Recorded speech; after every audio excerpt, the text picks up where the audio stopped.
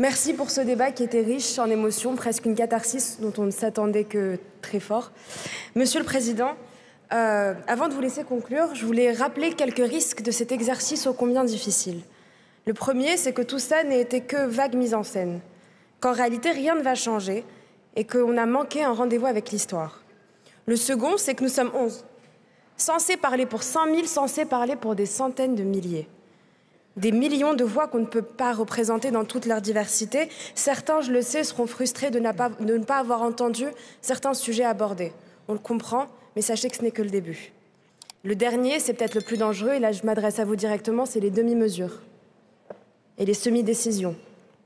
Et c'est pour ça que la clé d'une véritable feuille de route pour demain, ça ne se limitera ni à un fond, ni à une maison. La clé, c'est la nature de la relation qui requiert une attention de chaque instant pour tous les acteurs et sur tous les sujets qui nous occupent. Monsieur le Président, vous avez souhaité faire de cet échange le symbole d'un renouveau. Il n'aura pas lieu sans que les symboles que nous avons présentés ce soir changent. Ce sont pour nous ça, les premières fondations d'une relation apaisée. Alors évidemment, on n'habitera pas le monde tout seul. On ne l'habitera pas non plus si on n'en fait pas partie et qu'on ne l'a pas construit nous-mêmes. J'espère que dans les mots de mes pères, dans leurs cris, dans leur joie, dans leur rire, dans leur extrême énergie qui m'a nourrie toute cette semaine, vous avez lu l'urgence d'agir, mais aussi les moyens de le faire. Que cette relation soit enfin sans condescendance, sans dissonance, claire et franche. Ce soir, on en a posé les bases, j'en suis certaine. Les bases d'une relation où la France assume son histoire et des positions cohérentes, tangibles, que cette relation dépasse le simple bilatéralisme diplomatique, mais inclut tous les acteurs, qu'elle soit transparente envers ces populations, qu'elle les prenne au sérieux, qu'elle mesure ses mots, ses impacts, les conséquences de ses actes. C'est ça la responsabilité partagée. Et quand les lumières de cette aréna s'éteindront, quand les portes se refermeront, que chacun d'entre nous rentrera dans ses propres rues pour faire le bilan de ce soir, et qu'on se regardera dans ce miroir, j'aimerais qu'on ne garde pas le souvenir d'un simple événement, d'une simple occasion, mais l'impulsion d'un nouveau départ, et qu'en somme, Monsieur le Président, vous comme nous, on ne soit pas venus pour rien. Merci à tous. La parole est à vous.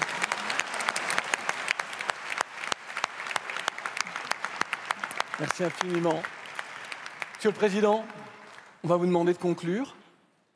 Oui ? Non, ma question, c'était est-ce qu'il y avait d'autres points ? Je vais répondre. Est-ce qu'il y avait d'autres questions, des sujets qu'on n'aurait pas abordés ? Alors, Monsieur le Président, mais pourquoi faites-vous ça, Monsieur le Président ?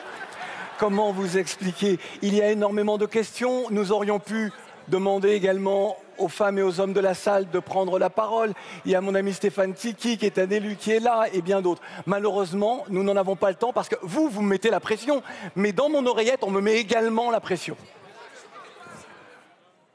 Alors, je voudrais qu'on découvre, s'il vous plaît, je voudrais qu'on découvre ensemble les caricatures d'un artiste tanzanien, Mehdi, que je vous demande d'applaudir.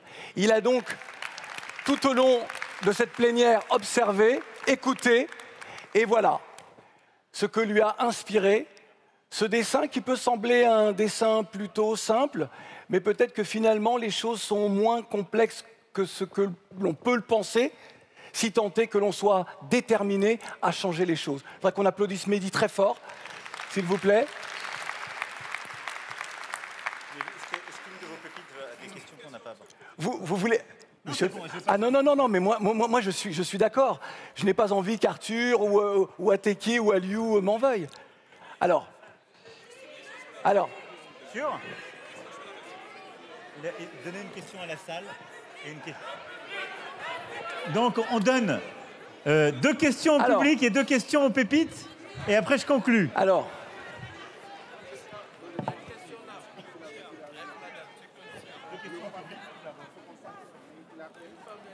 Bonjour, Monsieur le Président de la République. Je suis Sali Alassane Thiam, président de l'ONG Afrique Patrimoine accrédité à l'ONU et ambassadeur de la jeunesse africaine au dialogue intergénérationnel pour la culture de la paix en Afrique. Alors, Monsieur le Président, je suis un peu frustré sur le fait que parmi ces jeunes aujourd'hui qui nous ont dignes représentés et représenté le continent africain, la question de la restitution, qui était un des sens d'ailleurs du point de votre discours de Ouagadougou, n'ont pas été évoquées. Aujourd'hui, notre ONG a un combat qui porte sur 2 grandes problématiques en Afrique. La première, qui est la sous-représentation de l'Afrique au niveau de l'UNESCO. Aujourd'hui, malgré le nombre important de sites et naturels uniques qu'on a dans notre continent, l'Afrique ne pèse que 9% sur cette balance mondiale. Donc sur 1156 patrimoines classés à l'UNESCO, l'Afrique n'en pèse que 106. Donc aujourd'hui, il y a une injustice. J'ai saisi la plus haute autorité de l'UNESCO là-dessus, le directeur du patrimoine culturel de la Convention de 72, mais aussi en début de semaine, le président de la conférence générale de l'UNESCO. J'ai saisi l'Élysée sur cette question, notamment votre conseiller Afrique, M. Franck Paris. J'ai été reçu au niveau du Quai d'Orsay par M. Arnaud Roux et M. Samuel Gourgon de la direction Afrique, mais aussi eu des réunions interministérielles avec le ministère de la Culture et aussi le ministère des Affaires étrangères. Je prends mon bâton de pèlerin, Monsieur le Président de la République, pour aujourd'hui vous saisir. L'année prochaine, vous serez le prochain président en exercice de l'Union européenne. Est-ce que vous seriez aujourd'hui dans les conditions à accompagner la société civile africaine et la jeunesse africaine qui ont aujourd'hui répondu présent à cet appel, parce que c'est un débat des idées. Et nous, aujourd'hui, on est animés par ce débat des idées et on souhaiterait vous entendre sur cette question. Qu'est-ce qu'on propose, nous, aujourd'hui, en tant qu'ONG, société civile, et moi, aujourd'hui, en tant qu'ambassadeur de la jeunesse africaine, c'est quoi? On veut mettre à disposition un espace d'échange africain pour discuter très sérieusement sur la question de la restitution. La France en a fait au niveau du Sénégal et du Bénin, qui restent aujourd'hui des restitutions symboliques. Moi, qu'est-ce que je propose aujourd'hui? C'est qu'on puisse se retrouver autour d'une table, qu'on puisse en parler entre société civile, dirigeants africains et dirigeants européens, lors de ce forum du patrimoine africain. Et le deuxième sujet, c'est qu'on apporte... Bon, ok. Non. En tout cas, j'espère que le message est compris. Non, mais vraiment. Et que le Sénégal et la France... Voilà. Le Sénégal et la France seront le président de l'Union européenne. Non. Merci, Monsieur le Président. Merci. Et je vous remets cette note, Monsieur le Président. Alors... Non, Monsieur le Président, non, attendez. Moi, ce que je vais faire... Alors, attendez. Jusque-là... Non, hop. Jusque-là, on a accepté que sur la scène, en tout cas, que chacun puisse prendre la parole comme il le souhaite. Mais là, malheureusement, le temps nous presse. Donc, un homme... Donc, il y a 2 interventions de salle, un homme et une femme. Un homme vient d'intervenir. Allez. Non, mais montez pas. Non, s'il vous plaît. Moi, c'est pour les anciens. Non, mais s'il vous plaît. Non, mais un homme et une femme, je ne peux pas faire autrement. S'il vous plaît, s'il vous plaît. Bonsoir, Monsieur le Président, mais je crois que le micro ne marche pas. Il fonctionne. Il fonctionne. Alors, en fait, moi, je voudrais vous interpeller sur la question des tirailleurs sénégalais, puisque je reviens du Sénégal et que des familles m'ont remis un long plaidoyer et des dossiers considérant que l'attitude de la France à leur égard équivaut à du mépris. Leurs grands-parents ou leurs parents se sont battus aux côtés de la France durant la Deuxième Guerre mondiale. Ils demandent à ce que cet engagement soit reconnu au nom de la justice, au nom de la vérité historique et également au nom de la dignité et de l'honneur des Africains. Donc, je voudrais savoir, voilà, moi j'ai les dossiers avec moi, je voudrais savoir si l'engagement de ces tirailleurs sénégalais sera un jour reconnu et le sacrifice qu'ils ont fait sera un jour reconnu par la France. Voilà. Merci. Monsieur le Président, souhaitez-vous répondre? Oui, exactement, mais souhaitez-vous peut-être répondre? Alors, je peux répondre, si vous voulez, aux 2 questions qui viennent d'être posées. Oui, et après... Alors, sur les œuvres d'art, vous avez raison de rappeler la culture et son importance et l'engagement que nous avons pris, que nous avons lancé. D'abord, on a, une fois encore, là, confronté un peu un tabou, c'est-à-dire, ce sujet, c'était un peu un impensé. Donc, il a été travaillé par des spécialistes, M. Sarr et Mme Savoie, qui ont fait un rapport et qui ont proposé une méthode.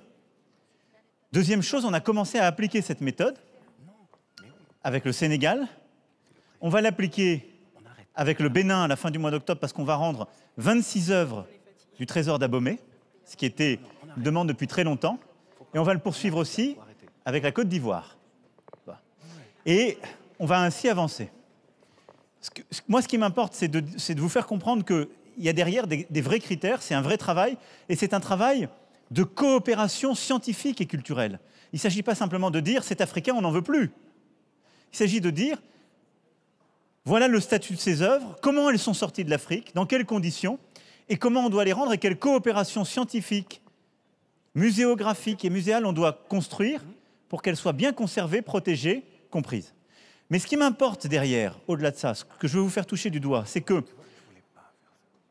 ce que je crois pour le coup la France apporte et a apporté, c'est un rapport à l'universel.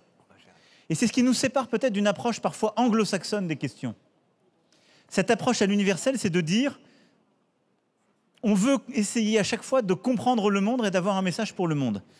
Et moi, mon rêve, c'est que les musées en Europe et en France continuent d'être des musées universels et que les musées en Afrique deviennent des musées universels. Qu'est-ce que ça veut dire?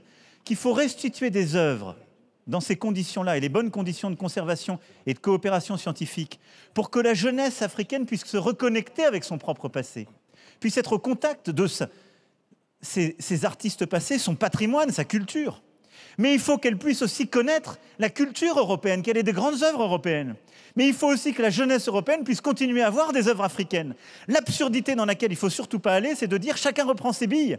Et il n'y a plus de musée universel. Et chacun met sa culture. Non, mais je vous le dis juste pour bien clarifier sur ces débats. Et donc ça, pour moi, c'est l'objectif. Et donc derrière, c'est une circulation permanente, une coopération, restitution, justice, circulation, coopération. Et donc, ce que nous devons faire, c'est rééquilibrer la relation culturelle, patrimoniale et scientifique sur ce sujet. Et donc, votre proposition d'avoir vraiment un forum qui inclut les sociétés civiles et qui permet le débat, oui. La France, en tant que nation hôte et membre, va le soumettre à l'UNESCO. Je serai votre porte-parole auprès de la directrice générale et des équipes de l'UNESCO. On va défendre cette idée pour qu'il y ait un débat. Et je pense que c'est vraiment la mission de l'UNESCO. Et vraiment, l'UNESCO défend complètement ce sujet et nous a beaucoup aidé à l'animer. Et je sais qu'Audrey Azoulay le soutiendra et peut tout à fait l'organiser. La maison qui est proposée, le projet doit être aussi le cadre de ce débat permanent entre les spécialistes et les sociétés civiles. Et ce débat ne progressera que s'il est entre spécialistes et sociétés civiles, entre France, je dirais européens, même d'ailleurs anglo-saxons de l'autre côté de l'océan, et africains. Donc oui. Tirailleurs sénégalais. Elle est où, madame? Ouais. Alors, sur les tirailleurs sénégalais, d'abord, je prendrai toutes les demandes et on répondra aux familles dont vous êtes l'ambassadrice aujourd'hui.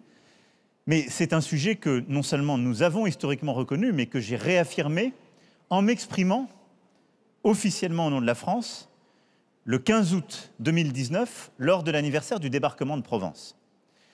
Et je veux ici qu'on le mesure tous, le débarquement de Provence, c'est la part de débarquement où, si je puis dire, les Françaises et les Français ont contribué à leur libération.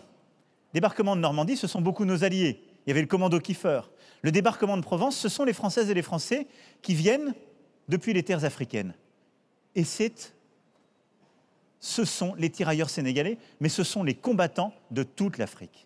Ce sont les combattants de toute l'Afrique qui viennent défendre la France, mourir à des milliers de kilomètres sur un sol qu'ils n'avaient jamais connu, au nom de la liberté de la France. Et donc c'est notre fierté, cette reconnaissance est un devoir et nous l'assumons au nom de chaque famille. Et donc elles seront restaurées dans leur dignité si elle a été bafouée, mais la parole officielle de la France a été, en ma personne, affirmée et j'ai reconnu justement ce rôle et cette dette. Et nous avons même lancé des initiatives pour que des maires puissent rebaptiser des rues au nom de ces combattants. Ah oui. Au nom de ces combattants.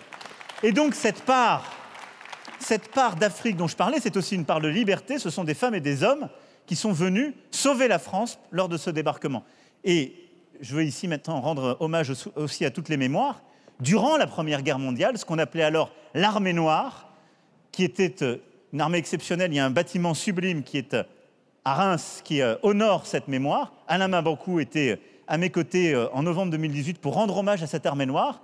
Il y a eu des centaines de milliers d'Africains qui sont venus mourir dans les tranchées, plutôt dans l'Est et dans le Nord de la France, pendant la Première Guerre mondiale, là aussi pour notre liberté.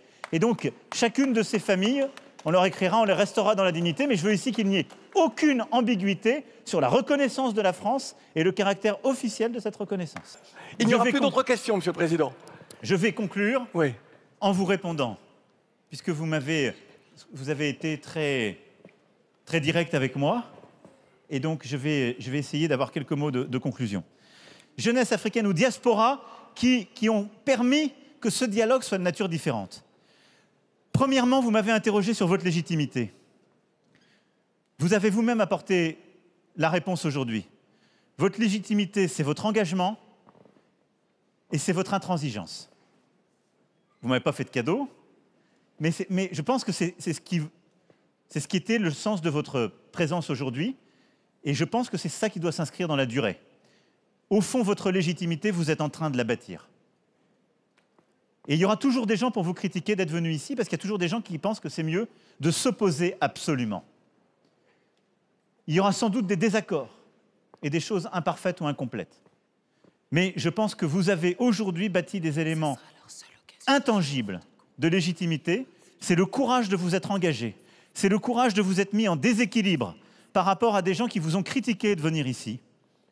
C'est le courage de ne pas avoir accepté la facilité qui était de rester sur une chaise à dire « ça ne marchera jamais parce que c'est la France, ça ne marchera jamais parce qu'il s'est passé tout ça avant ». La légitimité, maintenant, vous l'avez. Et donc, ce que je vous dois, c'est que la réponse se fasse dans la durée et qu'en effet, ce ne soit pas un sommet pour rien.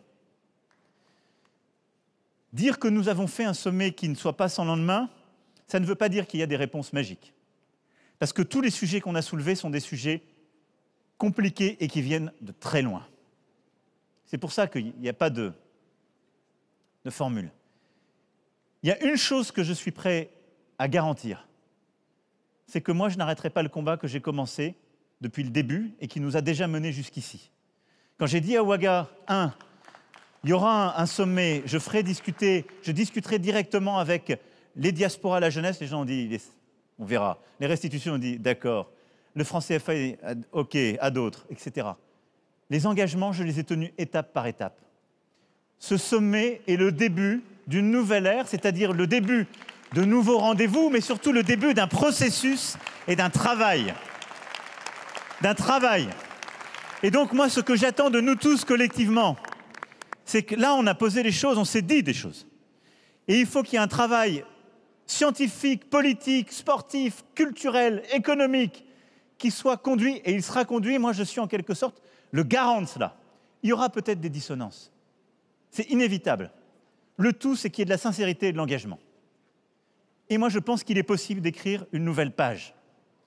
Et donc pour y arriver, on a besoin de rester engagé. C'est pour ça que ce que j'ai demandé à Achille Mbembe, à tous ces co-auteurs qui le souhaitent et qui sont prêts à le faire, et aux pépites qui sont là comme aux engagés de cette aventure, parce que vous avez fait un travail pendant des mois remarquable. C'est de continuer à rester engagés à nos côtés sur quelques initiatives, parce que je pense qu'on a besoin de vous pour, en quelque sorte, nous garantir la bonne réalisation. La Maison des mondes africains et des diasporas, le Fonds de financement démocratie, le campus et toutes les initiatives pédagogiques, entre autres, nous avons besoin que vous acceptiez de les piloter, de nous aider à les lancer, en lien avec tout le secteur et avec tous nos acteurs. Mais je pense que la meilleure garantie pour pas que ce soit sans lendemain, c'est que vous restiez engagés pour la part que vous êtes prêts à prendre. Et que vous êtes avec des rendez-vous réguliers pour dire « là ça va pas ». Mais qu'en quelque sorte, vous ayez la même exigence sur la suite. Sinon, le risque, c'est l'absence de lendemain ou c'est la demi-mesure. Et donc, moi, je souhaite que cet engagement se poursuive avec la même exigence et la même humilité qu'a eu Achille pour qu'on puisse avancer sur ce volet-là ensemble. Voilà ce que je vous propose en termes de méthode. Le tout dernier point, c'est de vous dire que vous avez donné aujourd'hui la plus belle démonstration qu'on était fou de faire ça, mais que c'était possible et que c'était plein de promesses.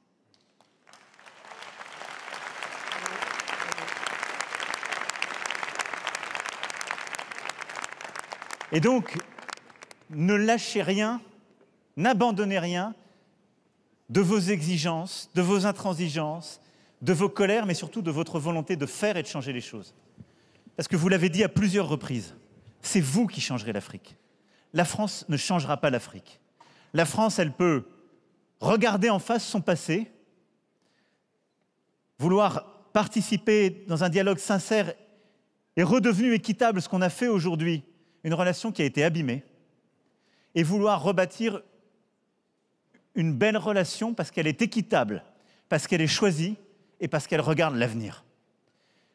Mais l'avenir de votre continent, c'est vous qui l'écrirez, c'est vous qui le ferez. Notre devoir à nous, c'est de permettre à nos diasporas d'y contribuer. C'est de permettre à nos diasporas d'apporter leur part, parce qu'elles ont cela en elles. Et c'est de nous permettre en quelque sorte, d'être à vos côtés, parce que c'est une chance pour nous de le faire. Parce que c'est participer à une aventure humaine qui, moi, je le crois profondément, va enrichir la France. Et donc, cette coopération, ce partenariat, cette nouvelle page, c'est ça ce que nous devons ensemble faire sortir de ce nouveau sommet. Donc merci d'avoir été suffisamment fou pour y participer, d'avoir été suffisamment exigeant pour que ce ne soit pas des paroles en l'air, mais surtout d'accepter de continuer à agir pour que tous ensemble, nous fassions que ce jour soit un jour dont les lendemains n'auront pas le droit d'être semblables à nos passés. C'est une nouvelle page qu'on doit écrire. C'est la page nourrie par votre exigence, votre volonté, votre détermination. Moi, je serai là. Merci beaucoup. Merci.